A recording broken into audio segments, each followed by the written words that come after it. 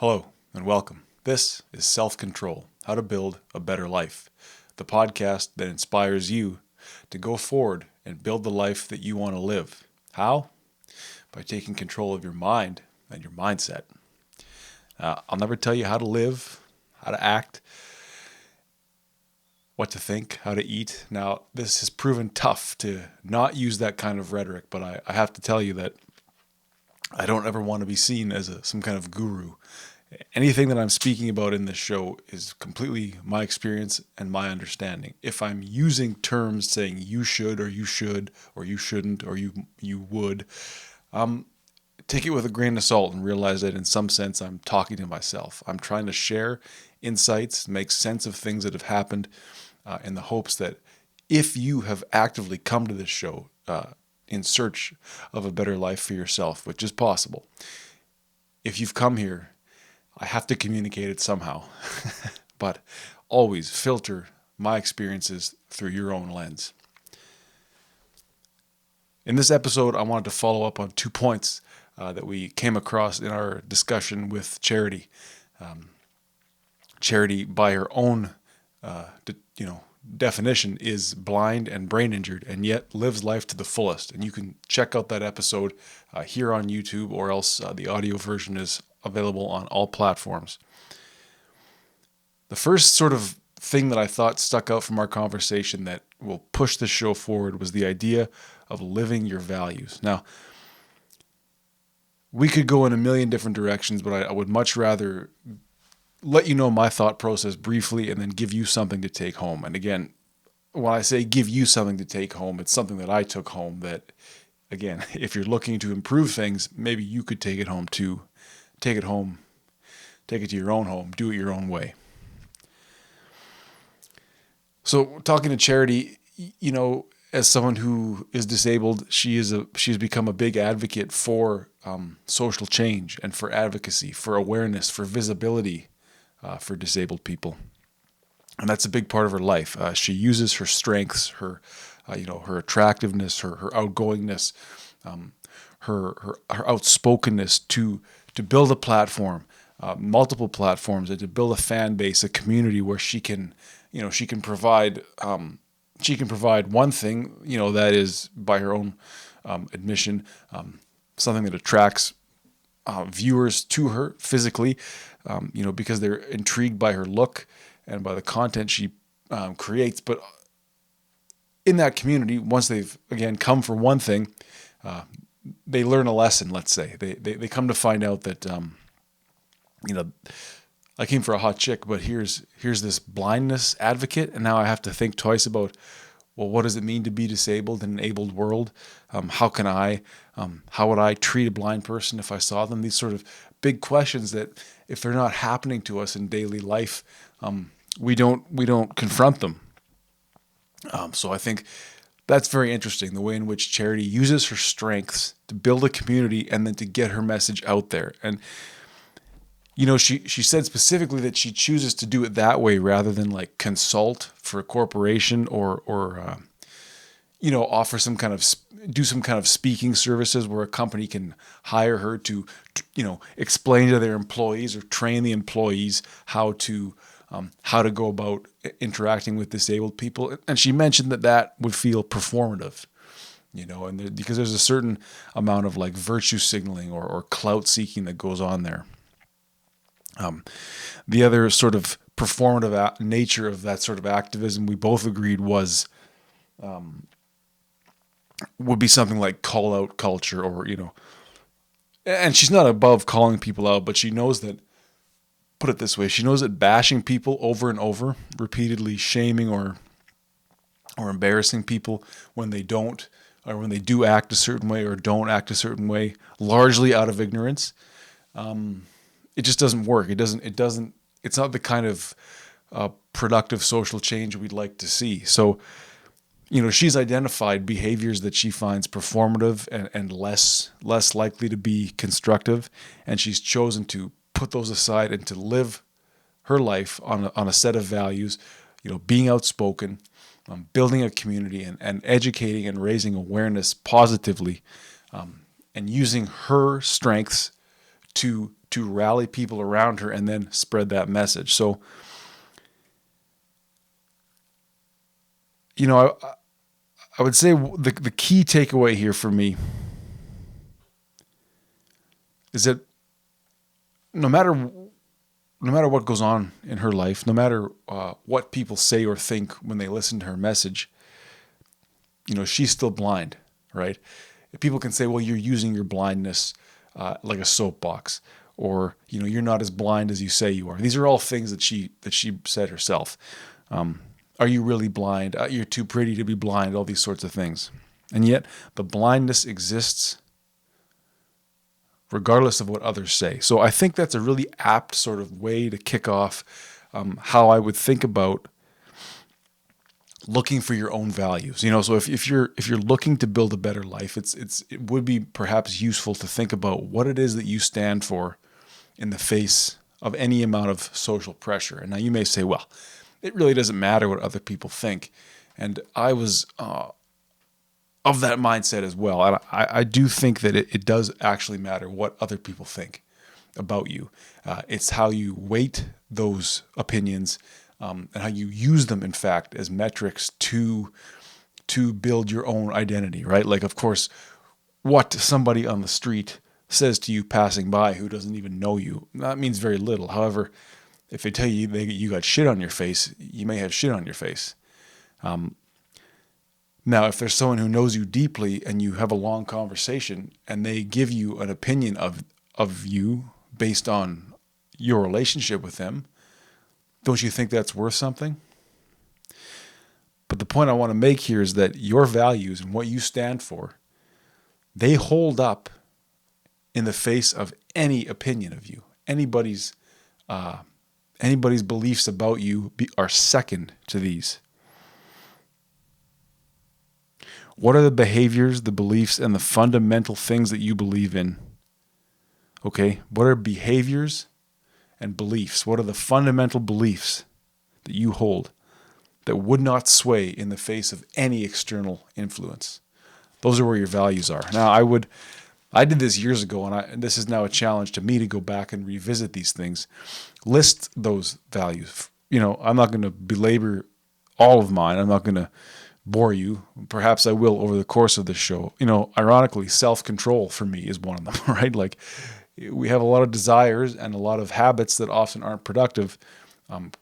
Managing those and keeping them to a minimum, for one, that's one for me. Honesty is one. I really do believe that the truth will set you free. And as much as it hurts sometimes to tell the truth, malleability is one for me. That means, being flexible, essentially, being able to shift, being able to change given the circumstances, and not have a hard time letting go of one situation and bouncing to the next one.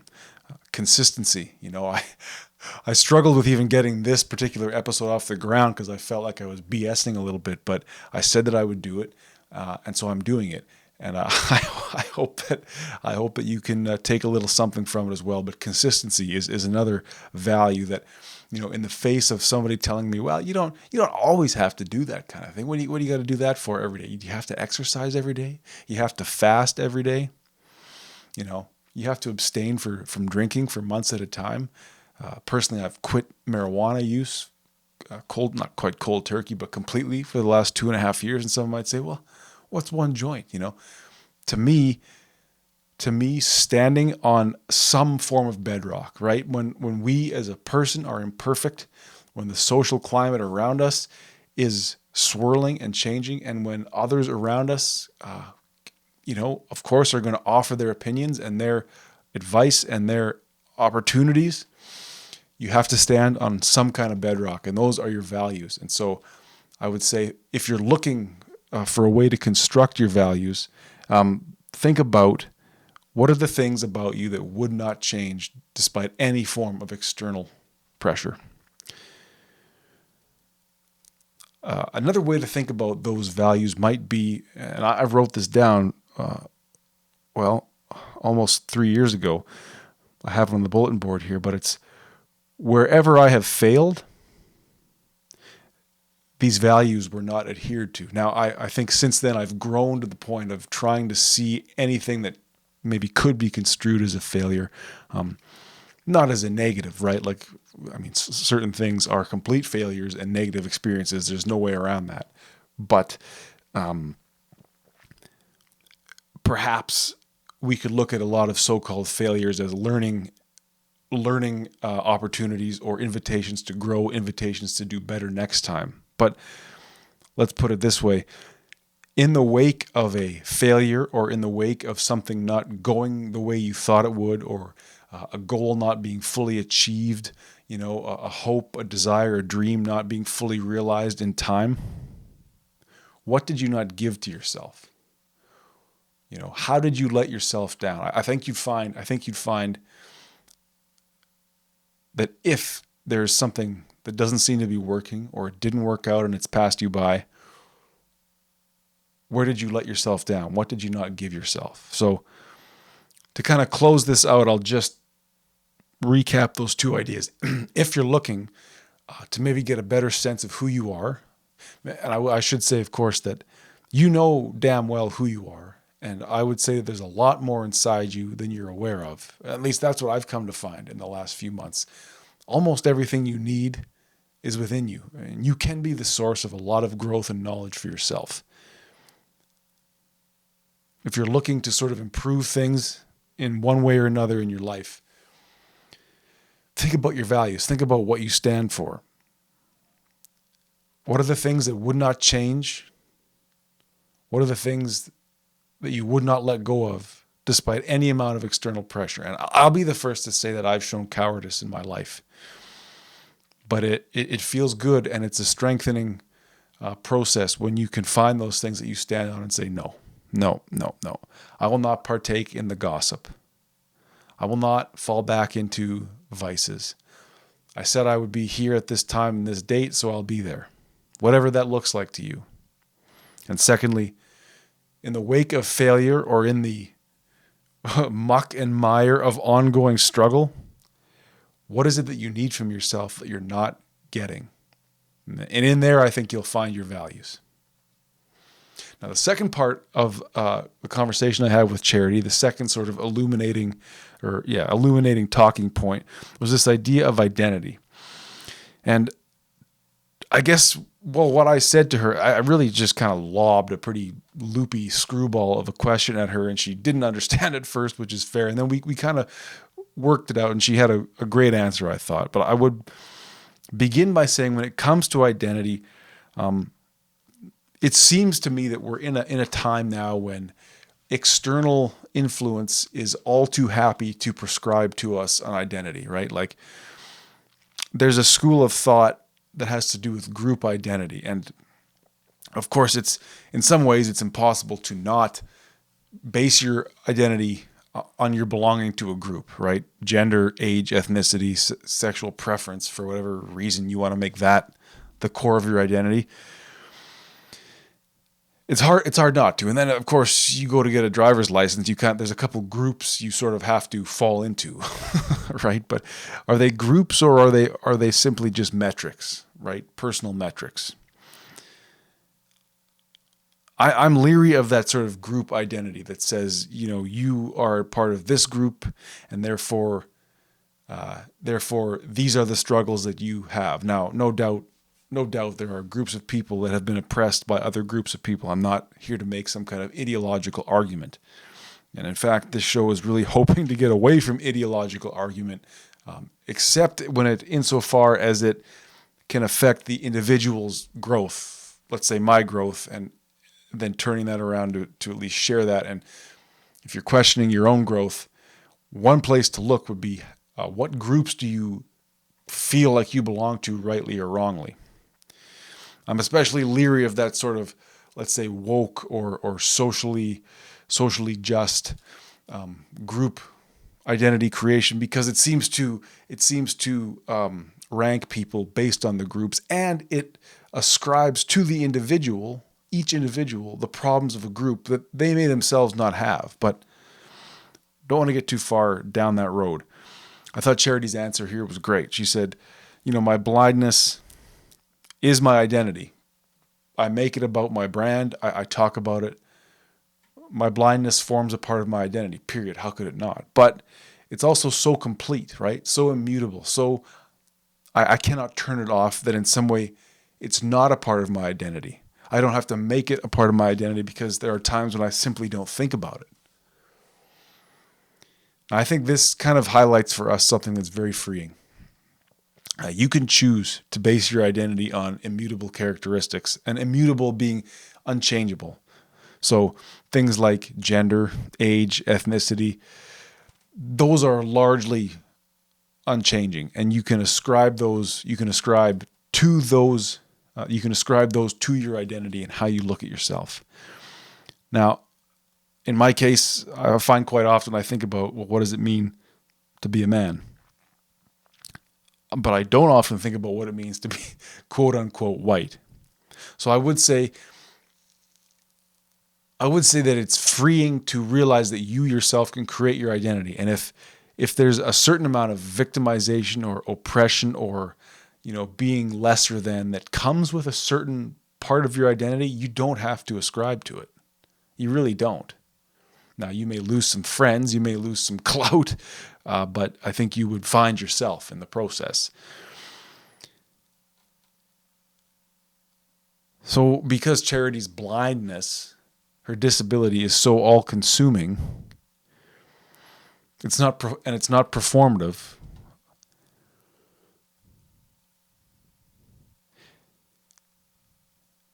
And despite what others may say about it, she lives her life to the fullest, in spite of that disability. So this is what I would advocate to you then, and this is what has changed my life somewhat recently. You don't have to view yourself in a relational way. Okay? What I mean by that is, you don't have to view yourself as being a construct, as being a word, as being part of a group, as being anything. Because you could think about being, you could think about a word as being a fixed point.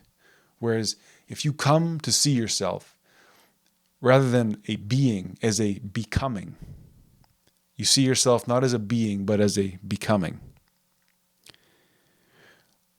We use language, and especially our ego, loves to put words to things, to separate things, to see things as different items, including ourselves.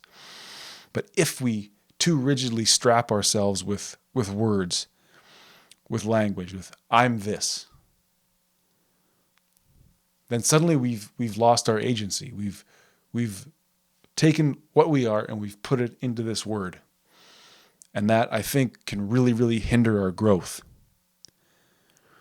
So one thing I've started to do is look into this idea of ego dissolution. And I'm not going to speak on it too much now, but in the future, I hope to learn more about it. But the ego wants to know what it is. And it wants to believe that it is something in the moment. And it wants to know for sure that it's going to be something in the future and be okay.